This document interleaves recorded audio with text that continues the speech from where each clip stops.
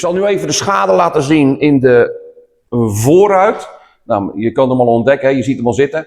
En dan loopt van het begin van het blad af helemaal door tot aan het einde. Hier stopt hij.